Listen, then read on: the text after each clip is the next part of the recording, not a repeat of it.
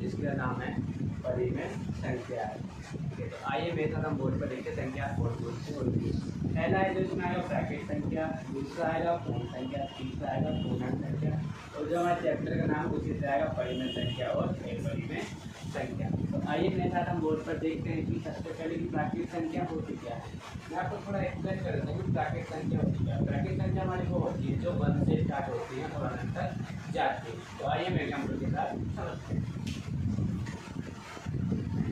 जैसे हम 1 से स्टार्ट होती है 1 2 3 4 5 6, और ये कहाँ तक जाती है, ये अनंत तक जाती है। ये हमारी कौन सी संख्या कहलाती है, ये हमारी परिमेय संख्या कहलाती है। दूसरे नंबर पर जो है वो हमारा है कि पूर्ण संख्या होती क्या है। पूर्ण संख्या में आपको थोड़ा एक्सप्लेन करता हूँ। पूर्ण संख्या हमारे वे होती हैं जो 0 से स्टार्ट होती है, वो हमारी क्या कहलाती है, पूर्ण संख्या कहलाती है। आइए तो मेरा हम बोर्ड पर देखते हैं। 0 1 2 3 4 5, और ये कहाँ तक जाती है, ये भी अनंत तक जाती है। हमारी कौन सी संख्या कहलाती है, हमारी पूर्ण संख्या कहलाती है। अगर आपसे पूछा जाए कि प्राकृतिक संख्या और पूर्ण संख्या में अंतर क्या होता है, तो आपको साफ साफ दिखाई दे रहा होगा। यहाँ पे कहाँ से स्टार्ट होती है, 1 से स्टार्ट होती है, और यहाँ पे कहाँ से स्टार्ट होती है, हमारी 0 से स्टार्ट होती है। प्राकृतिक संख्या 1 से स्टार्ट होती है, पूर्ण संख्या 0 से स्टार्ट होती है। तो आइए हमारे तीसरे नंबर पे वो क्या है, पूर्णांक। कि पूर्णांक होता क्या है। पूर्णांक हमारी ऐसी संख्या होती है जिसमें प्लस की संख्या भी आती है और माइनस की संख्या भी आती है। तो आइए हम एग्जाम्पल के साथ बोर्ड पर देखते हैं। पूर्णांक जैसे मान लो हमारे यहाँ पे क्या है, 0। राइट साइड में हमारा क्या चलता है, राइट साइड में हमारा चलता है प्लस की संख्या, और लेफ्ट साइड में क्या होता है, माइनस की संख्या। तो आइए हम देखते हैं। जैसे 1 2 3 4 5, ये कहाँ तक गई, ये भी अनंत तक जाएंगे। ये हमारी कौन सी संख्या कहलाती है, पूर्णांक कहलाता है। तो आइए इसमें देखेंगे, अब एक साइड जाएंगे तो हमारी कौन सी देखेंगे, -2 -3 और -4, ये कहाँ तक जाती है, ये भी अनंत तक जाती है। ये हमारी कौन सी संख्या कहती है, हमारी पूर्णांक संख्या कहलाती है। तो आइए हम जो लास्ट है इसमें होता है परिमेय संख्या और अपरिमेय संख्या क्या होती है। तो आइए हम इसे वीडियो को आगे देखते हैं।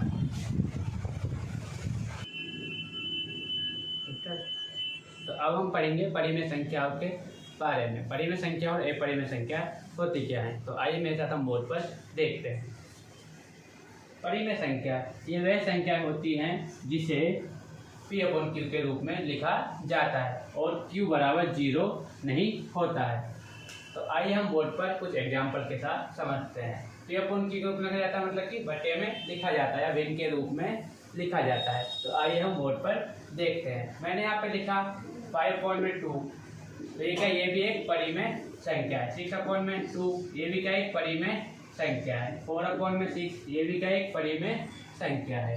तो आइए कुछ एग्जाम्पल हो लेते हैं। ये हमने लिख दिया 3, क्या 3 भी एक परिमेय संख्या है। तो हमारा आंसर होना चाहिए कि हाँ 3 भी एक परिमेय संख्या है। हमने पिछली क्लास में पढ़ा है जिस संख्या के नीचे कुछ नहीं होता उसके हम क्या मानते हैं, उसके हम 1 मान लेते हैं। तो क्या है, इसके हम क्या मान लेंगे, 1 मान लेंगे। क्या 3 भी एक परिमेय संख्या है। हमें इतना तो लग गया परिमेय संख्या होती क्या है। अभी आपको इतना पता चल गया। आगे हम देखते हैं कि Q बराबर 0 नहीं होता, ये क्या है। तो आइए कुछ एग्जाम्पल के साथ समझते हैं। जैसे 5/0 ये क्या है, ये एक परिमेय संख्या नहीं है। यहाँ पे लिखा है Q बराबर 0 नहीं होना चाहिए। Q का मतलब क्या है, यहाँ पे जो Q है नीचे की साइड 0 नहीं होना चाहिए। अगर ऊपर 0 होगा नीचे 5 है तो ये चल जाएगा, ये एक परिमेय संख्या, और नीचे 0 नहीं होना चाहिए। तो ये हमारी परिमेय संख्या नहीं है और ये हमारी परिमेय संख्या है। तो आइए हम नीचे देखेंगे कि अपरिमेय संख्या होता क्या है। अपरिमेय संख्या ये वह संख्या है जिसे P/Q के रूप में लिखा जाता है। तो Q बराबर 0 होता है। यहाँ पे आपको देखो, यहाँ पे क्या है, Q बराबर 0 नहीं होता, और यहाँ पे लिखा है Q बराबर 0 होता है। तो आइए हम कुछ एग्जाम्पल के साथ समझते हैं। जैसे P/5 में 1, 6/2, 3/2, 5/6। तो ये क्या, ये हमारा अपरिमेय संख्या है या नहीं। मैं आपसे और बोलता हूँ, क्या ये अपरिमेय संख्या है। तो हमारा आंसर आएगा कि ये अपरिमेय संख्या नहीं है। तो क्यों नहीं है, तो आइए हम समझते हैं। क्यों नहीं, यहाँ पे क्या होना चाहिए, Q बराबर क्या होना चाहिए, 0 होना जरूरी है। क्यू हमारा क्या होना चाहिए, 0 होना जरूरी है। यहाँ पे देखो क्यू में हमारा किसी में 0 है नहीं है, क्यू में हमारा किसी में भी 0 नहीं है, इसलिए ये अपरिमेय संख्या नहीं है। कौन सी संख्या फिर अगर अपरिमेय संख्या नहीं है तो हमारी ये क्या है, परिमेय संख्या है। कौन सी संख्या है हमारी, परिमेय संख्या। हमें किसके बारे में पढ़ना है, हमें पढ़ना है कि अपरिमेय संख्या होती क्या है। ठीक है, तो आइए हम कुछ एग्जांपल के साथ समझते हैं। देखो अब मैं लिखता हूँ 5/0, 6/0, 7/0, 7/0। देखो यहाँ पे क्या रहा है, क्यू हमारा क्या रहा है, क्यू हमारा 0 आ रहा है। यहाँ पे भी क्या रहा है, क्यू हमारा 0 और यहाँ पे भी क्यू हमारा 0 आ रहा है। तो ये क्या हमारा एक अपरिमेय संख्या है। यहाँ पे क्या होना चाहिए, क्यू हमारा क्या होना चाहिए, 0। देखो यहाँ पे हमारा क्यू भी 0 है, इसमें भी 0 है, इसमें भी 0, इसमें भी 0। तो आइए हम कुछ एग्जांपल और ले लेते हैं। मान लो ये ले लिया मैंने, कुछ भी लेते हैं 10/0। ये भी क्या, ये भी एक अपरिमेय संख्या है। तो आइए हम आगे पढ़ेंगे परिमेय संख्याओं के गुण। तो अब हम पढ़ेंगे परिमेय संख्याओं के गुणधर्म। तो आइए मेथड हम बोर्ड पर देखते हैं। तो मैंने यहाँ पे कुछ लिख रखा है, a+b, a-b, a×b और a/b लिख रखा है। तो आइए हम देख लेते हैं। तो इसमें हम देखेंगे कि जैसे मान लो a+b, इसका मतलब ये है कि अगर हम किसी दो परिमेय संख्याओं को जोड़ते हैं, क्या उनका योग भी परिमेय संख्या आता है। दूसरे में देखा है, अगर हम एक परिमेय संख्या में से दूसरी परिमेय संख्या अगर घटाते हैं या माइनस करते हैं तो क्या उसका योग भी एक परिमेय संख्या आता है। तीसरे में हमारे क्या है, अगर मल्टीप्लाई करने पर अगर दो परिमेय संख्या को अगर हम आपस में गुणा करते हैं क्या उनका योग भी एक परिमेय संख्या आता है या नहीं। चौथे में हमारे क्या, अगर मान लो किसी संख्या को एक परिमेय संख्या से भाग देते हैं तो क्या उसका आंसर भी एक परिमेय संख्या आता है। तो आइए हम ये सब बोर्ड पर कुछ एग्जाम्पल के साथ समझते हैं। तो आइए मेरे साथ बोर्ड पर देखते हैं। जैसे मान लो मैंने ले लिया, यहाँ पे प्लस वाले में लेते हैं, क्या करते हैं प्लस वाले, मान लो 6 ले लिया और 5 ले लिया, दोनों को ऐड करेंगे कितना आएगा 11 आएगा। 11 क्या, 11 हमारा एक परिमेय संख्या है। तो आइए एक और एग्जाम्पल के साथ समझ लेते हैं। मान लो हमने ले लिया 7 और ले लिया 6, इन दोनों को ऐड करेंगे तो आंसर क्या आएगा 13 आएगा। 13 भी क्या है, एक परिमेय संख्या है। तो आइए ऐसे हम माइनस के साथ देखेंगे। मान लो 7 में से अगर हम 5 घटाते हैं जो हमारा आंसर आएगा वो क्या आएगा 2 आएगा। तो 2 क्या है, 2 हमारा एक परिमेय संख्या ही है। एक एग्जाम्पल समझ लेते हैं। 6 में से बन गया, कितना बचेगा 5 बचेगा। तो 5 क्या है, 5 भी एक परिमेय संख्या है। तो आइए हम इसमें देख लेते हैं। जैसे मान लो 2 ले लिया आपने, 2 × 6 करते हैं, कितना आंसर आएगा 12 आएगा। 12 क्या है, 12 हमारा एक परिमेय संख्या ही है। एक और देख सकते हैं 5 × 6, इन दोनों को मल्टीप्लाई करो कितना आएगा 5 × 30 होता है। तो 30 क्या है, 30 भी हमारा एक परिमेय संख्या ही होगा। ठीक है, हमें बताना अगर हम प्लस करते हैं तो क्या तब भी परिमेय संख्या आता है, किसी संख्या में से माइनस करते हैं क्या तब भी परिमेय संख्या आता है, और इनटू करते हैं तो क्या तब भी परिमेय संख्या ही आता है। तो आगे हमारा लास्ट बचा है कि हम भाग करने पर वो क्या आता है। तो आइए हम बोर्ड पर देख लेते हैं। मान लो कोई संख्या है हमारे पास, कोई भी संख्या ले सकते हैं, 5/2, 6/2, कोई भी हम संख्या ले सकते हैं, क्या वो भी हमारी एक परिमेय संख्या होगी। तो आइए हम बोर्ड पर देख लेते हैं। मान लो मैंने लिया 5/2, तो ये क्या, ये भी एक परिमेय संख्या। मैं आपको बताया था कि जो भिन्न के रूप में होती है परिमेय संख्या होती है, लेकिन वन कंडीशन क्या है कि क्यू हमारा 0 नहीं होना चाहिए। मैं आपको पहले ही बता चुका हूँ। तो आइए हम देख लेते हैं। तो 6/6 ये भी क्या है, ये भी एक परिमेय संख्या है। 7/2 ये भी क्या है, परिमेय संख्या है। क्या है हमारा परिमेय संख्या। एक कंडीशन मैं आपको अभी बताऊँ कि 7/में अगर 0 होता है तो ये क्या है, ये एक परिमेय संख्या नहीं। क्या है, ये परिमेय संख्या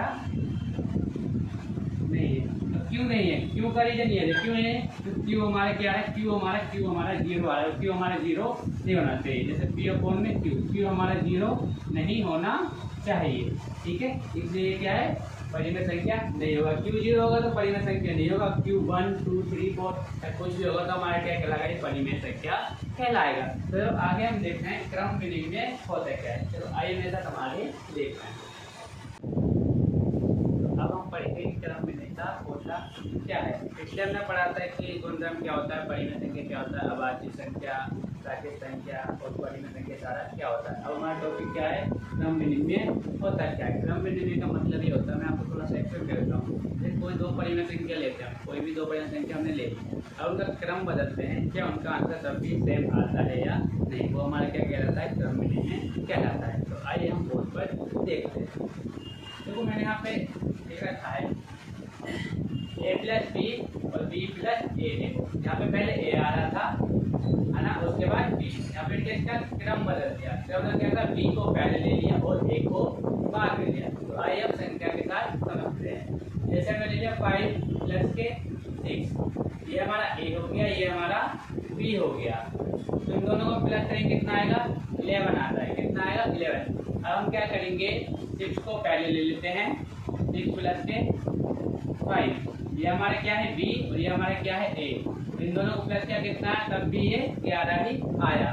कहने का मतलब ये है, क्रम विनिमय का मतलब ये होता है दो संख्याओं को अगर लेते हैं और अगर उनका क्रम बदलते हैं तो क्या उनका आंसर सेम आता है। तो यहाँ पे तो हमें पता चल रहा है जोड़ने पर, योग करने पर क्या आ रहा है, आंसर सेम ही आ रहा है। तो आगे हम देखते हैं, अगर दो संख्याओं को हम गुणा करते हैं क्या तब भी आंसर सेम ही आएगा। तो आइए मेरे साथ हम बोर्ड पर देखते हैं। 4 × 2, 4 क्या है हमारा, a हो गया और 2 क्या है हमारा b हो गया। 4 क्या है a और 2 हमारा क्या हो गया, b हो गया। इन दोनों को गुणा करेंगे, 2 चौके 8, कितना हो गया, 8 हो गया। आगे हम देखते हैं, अब इनका क्या करते हैं, क्रम बदलते हैं। b को पहले लेंगे और a को बाद में लेते हैं। b हमारा कितना है, b हमारा था 2, उसका कितना है 4, दोनों का हम इंटू करेंगे, कितना आएगा, 2 चौक 8, कितना आएगा 8। यहाँ पर भी 8 है और यहाँ पर भी 8 है। यहाँ पर भी कोई आंसर में बदलाव नहीं, यहाँ पर भी कोई बदलाव नहीं। कहने मतलब ये प्लस में भी काम करता है और गुणा करने में भी क्रम विनिमय का आंसर सेम ही रहता है। तो आइए हम देखते हैं कि घटाने पर भी क्या सेम ही आता है। तो आइए मेरे साथ हम देखते हैं।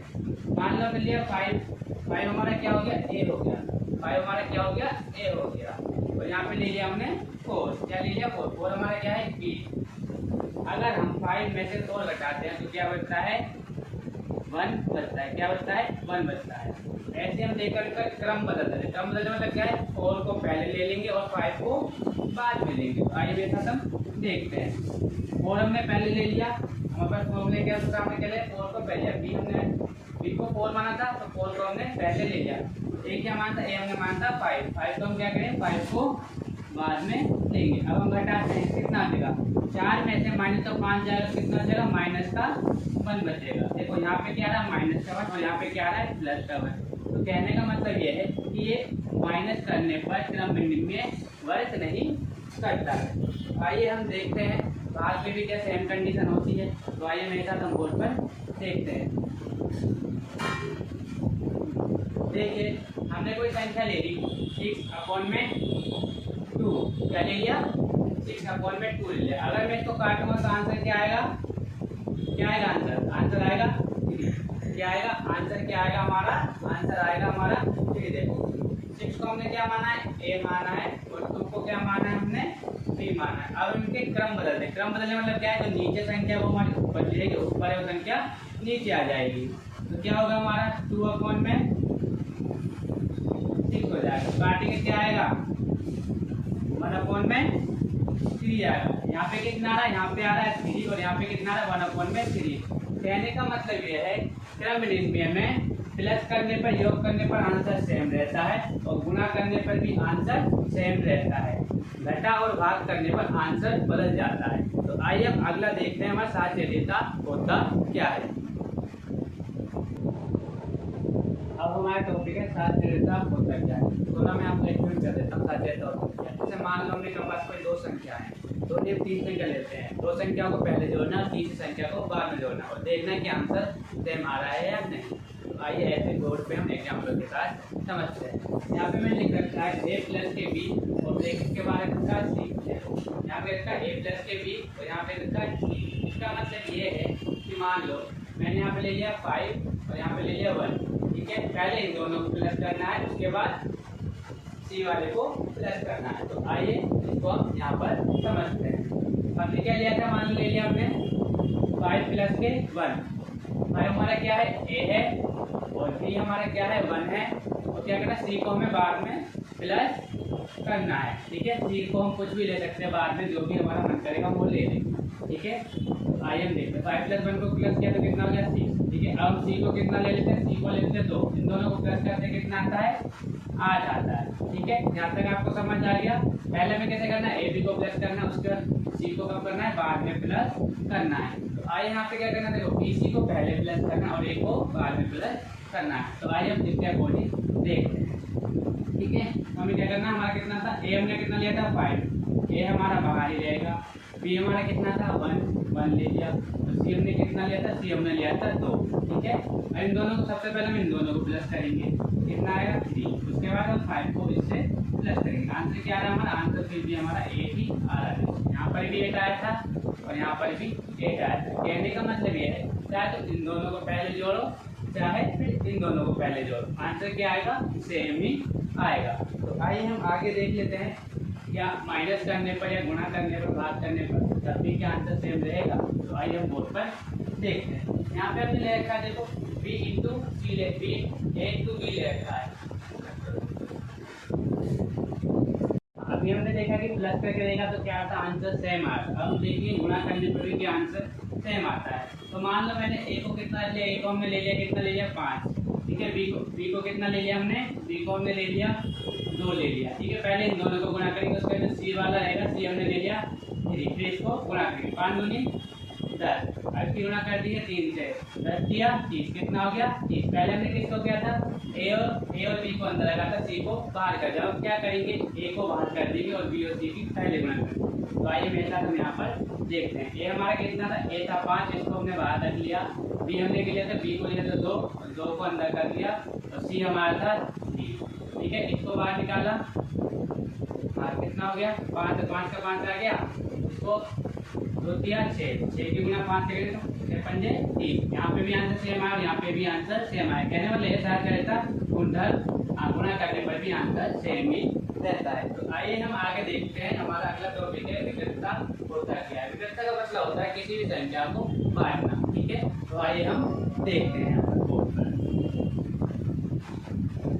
ठीक है, हमें यहाँ पे दे रखा है, क्या देखा है, a प्लस ब्रैकेट देखा b प्लस c। ठीक है, और यहाँ पे रहता है a b प्लस b। देखो आइए हम इसके माध्यम से समझते हैं। मान लो हमने पिछली कक्षा में सवाल तो किए हैं, जैसे 2 हमारा बाहर है, 2 हमने क्या मान लिया, 2 को मान लिया जैसे a हो गया। ठीक है, हम प्लस कराएंगे तो प्लस लाएंगे, माइनस होगा माइनस, और इंटू होगा तो इंटू ही लगाएंगे। तो हमने क्या करा, यहाँ पे क्या ले लिया f, और यहाँ पे जो c के स्थान पे हमने क्या ले लिया, c के स्थान पे हमने ले लिया 2। ठीक है, a हमारा कितना हो गया, a हमारा a हो गया, b हमारा x हो गया, और c जो हमारा क्या हो गया, c हमारा क्या हो गया 2 हो गया। और इसकी गुणा हम इससे करते थे तो 2x, इसकी गुणा हम इससे भी करते थे, 2 दूनी 4, तो क्या आएगा प्लस का 4 आएगा। अगर तुम इसको वापिस इसको लिखोगे क्या करें, 2 को हम कॉमन ले लेते हैं, क्या करते हैं 2 को कॉमन लेते हैं, यहाँ पे क्या बचा x प्लस का 2।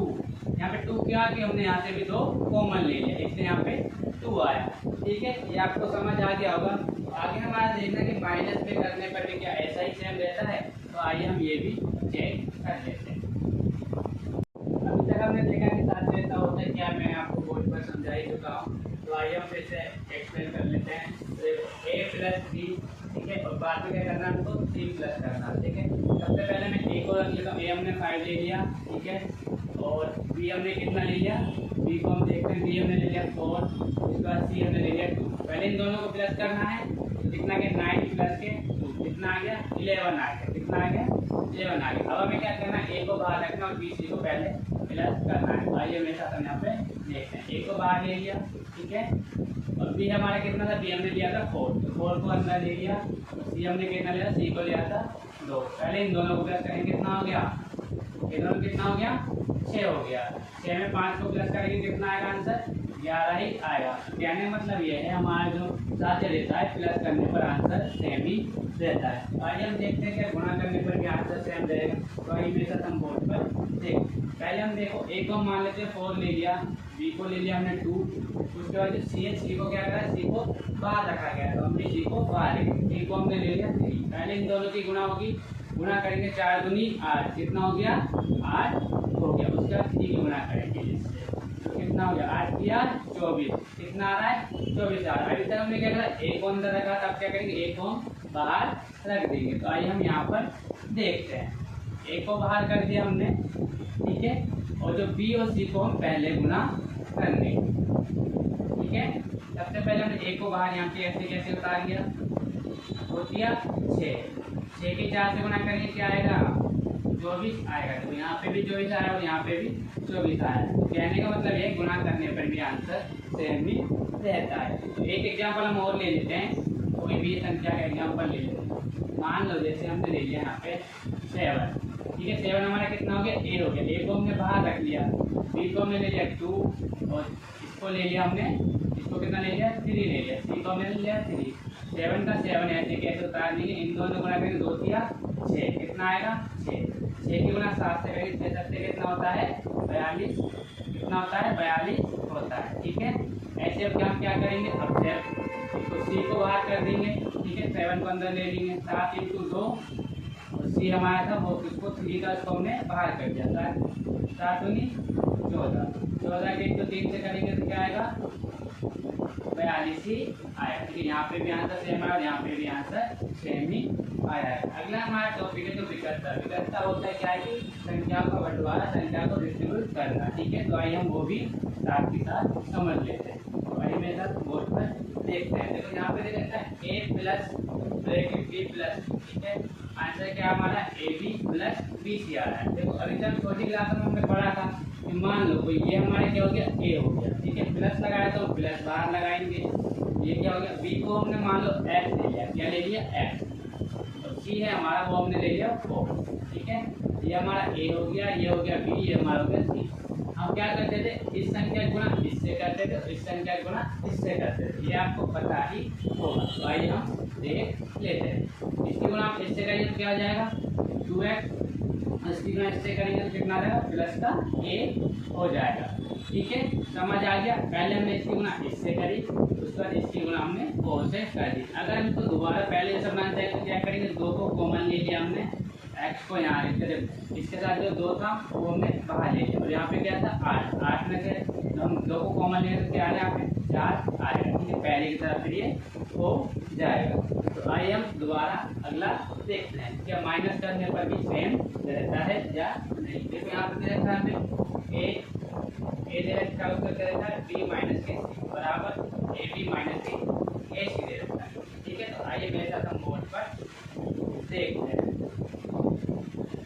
अभी हमने देखा कि प्लस करके देखा तो क्या आता आंसर सेम आता है। अब देखिए गुणा करने पर भी क्या आंसर सेम आता है। तो मान लो मैंने ए को कितना लिया, ए को हमने ले लिया, कितना ले लिया 5, ठीक है। बी को कितना ले लिया हमने, बी को हमने ले लिया 2 ले लिया, ठीक है। पहले इन दोनों को गुणा करेंगे, उसके बाद सी वाला रहेगा, सी हमने ले लिया 3, फिर इसको गुणा करेंगे 5 दूनी 10, अब की गुणा कर दिए 3 से, 10 दिया 30, कितना हो गया 30। पहले हमने किसको किया था ए और बी को अंदर लगा था, सी को बाहर कर दिया। अब क्या करेंगे ए को बाहर कर देंगे और बी और सी की पहले गुणा करेंगे। तो आइए मेरे साथ हम यहाँ पर देखते हैं। ए हमारा कितना था, ए था 5, इसको हमने बाहर रख लिया, बी हमने लिया था, बी को लिया था 2 और 2 को अंदर कर दिया, और सी हमारा था 3, ठीक है। इसको बाहर निकाला, कितना हो गया 5 का 5 आ गया, इसको 2 दिया 6, 6 की गुणा 5 से करें तो 6 पंजे 30। यहाँ पे भी आंसर सेम आया और यहाँ पे भी आंसर सेम आया। कहने वाले ऐसा रहता कुंडल गुणा करने पर भी आंसर सेम ही रहता है। तो आइए हम आगे देखते हैं। हमारा अगला टॉपिक है विकर्ता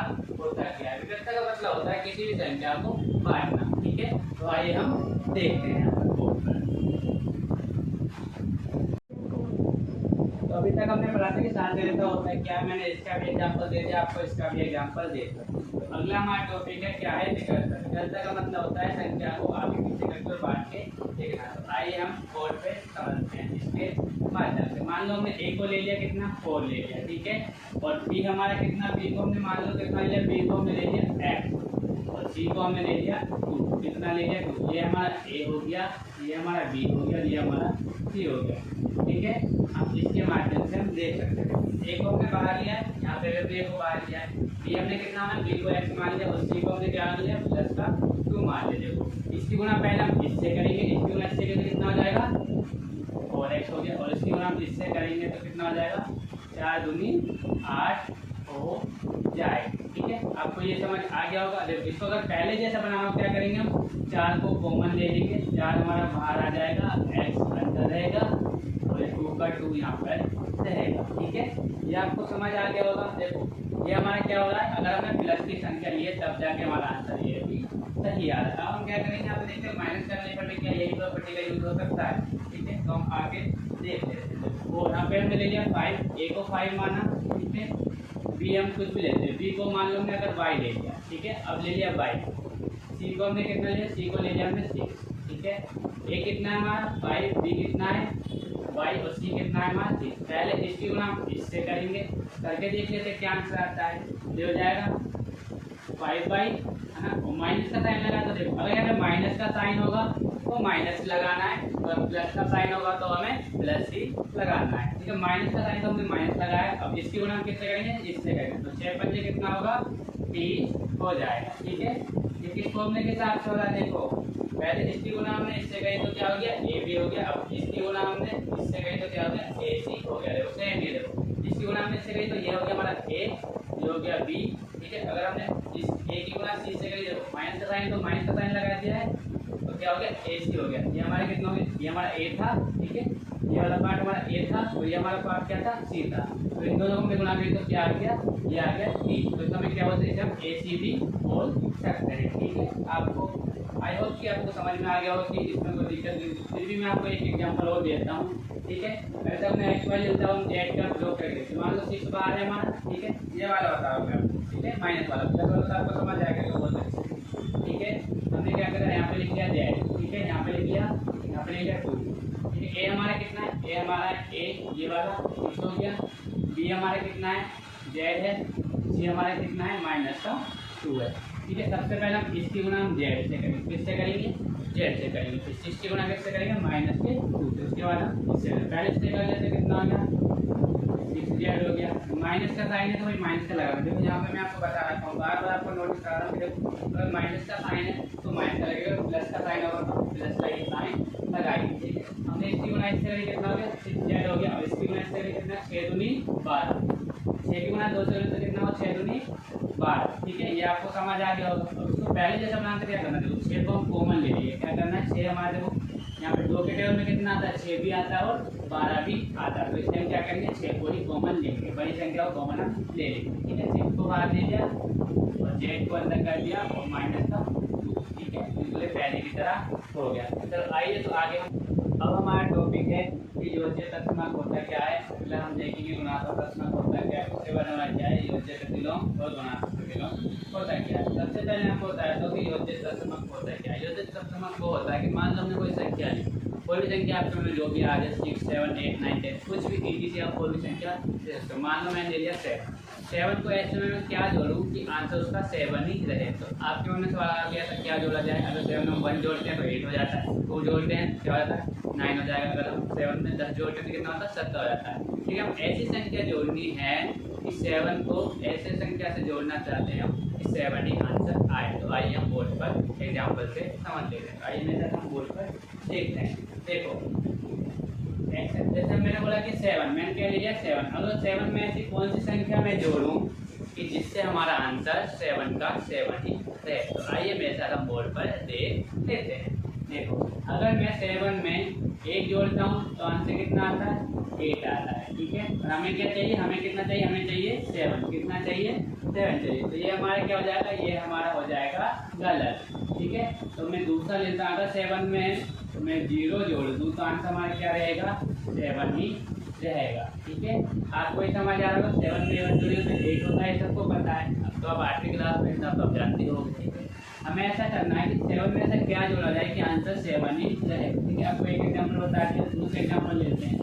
मान लो 10 ले लो, 10 में ऐसा मैं क्या जोड़ूँ कि आंसर इसका 10 ही रहे। तो हम क्या करेंगे 10 में हम 0 जोड़ेंगे तो आंसर फिर भी क्या रहेगा 10 ही रहेगा। ये हमारा सही है और ये भी सही है, ये हमारा गलत है। ये मैंने आपको एग्जाम्पल के लिए समझाया कि आप ऐसी गलती ना करें। ठीक है, जल्दबाजी में क्या होता है एग्जाम्पल टाइम में हम सोचते हैं कि 1 जोड़ देंगे तो आंसर सेम ही रहेगा, ऐसा नहीं होता। क्या करना है हमें 0 उसमें जोड़ना है तो आंसर हमारा सेम ही रहेगा। ठीक है, और इसमें जो इम्पोर्टेंट बात है क्या है कि जीरो क्या होता है, इसके लिए दशमक होता है। ठीक है, किसके लिए है, योज्य दशमक के लिए जीरो क्या है, परिमेय दशमक होता है। ठीक है, अगला हम देखते हैं गुणात्मक दशमक में क्या होता है। गुणात्मक दशमक का मतलब ये होता है कि कोई भी संख्या हम ले सकते हैं, किसी जो भी आपके मन में आ रहा हो, 5, 10, 15, 20, 25, 6, 7, 8, 9, 10, कोई भी जो आपके मन में आ रहा हो उस संख्या को हमें ऐसी संख्या से गुणा करना है जिससे कि वो आंसर सेम ही रहे। यहाँ पे पहले था गुणात्मक, गुणात्मक मतलब क्या है, गुणा करना। इतना आपको पता है, तो आइए हम बोर्ड पर देख लेते हैं।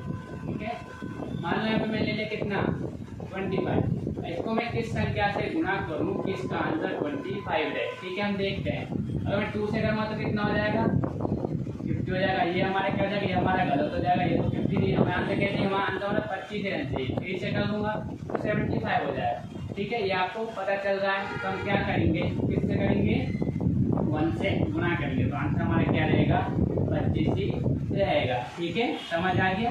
हमें ऐसी संख्या से गुणा करना है, जो भी हमें संख्या दे रखी है उसका आंसर वही आना चाहिए। ठीक है, अभी आपको 25 से समझ आया, तो अभी मैं देखता हूँ 15 ले लेते हैं। 15 को मैं ऐसी कौन सी संख्या से गुणा करूँ कि आंसर 15 ही रहे। तो आइए हम देख लेते हैं।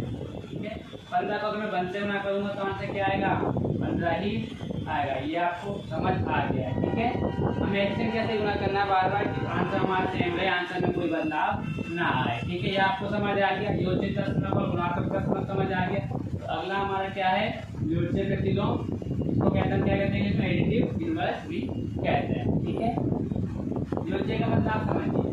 ठीक है, मान लो हमारे पास कोई भी संख्या देखी 8, ध्यान देना कितना देखा 8, इसके आगे कोई साइन नहीं है तो किसकी होगी, ये प्लस की होगी। ठीक है, अगर हमें इसे 0 करना हो, क्या करना हो, शून्य करना हो, तो हम इसे कैसे शून्य करेंगे। ठीक है, आपके मन में सवाल आ रहा हो क्या करना है, डायरेक्ट से 8 से माइनस कर दो। बिल्कुल, ये आपका जवाब सही है। तो हम यहाँ पर देख लेते हैं। अगर हमें प्लस दे रखा है तो हम क्या करेंगे, माइनस का 8 ले लेंगे। ठीक है, तो क्या होगा, 8 में से माइनस के 8 है तो क्या बचेगा, 0 ही बचेगा। ठीक है, देखो यहाँ पे कंडीशन क्या है, अगर प्लस की संख्या है तो माइनस लेना है, तो अगर माइनस की संख्या है तो प्लस लेना है। तो आइए मैं आपको ये भी समझा देता हूँ। अगर मान लो माइनस का हमने 10 लिया, कितना लिया, माइनस का 10 लिया, कितना लिया है, माइनस का 10 लिया, तो हम ऐसी कौन सी संख्या लें कि ये 0 हो जाए। तो सिंपल सी बात है, हम क्या करेंगे, प्लस का 10 ले लेंगे। इसका कोई साइन नहीं होता तो हमें पता था, जिसका कोई साइन नहीं होता वो प्लस की संख्या ही होती है। तो हम देख लेते हैं। ठीक है, माइनस का 10 और यहाँ पे प्लस का 10 से 10 कट गया, आंसर क्या आ गया, 0 आ गया। ये आपको समझ आ गया होगा।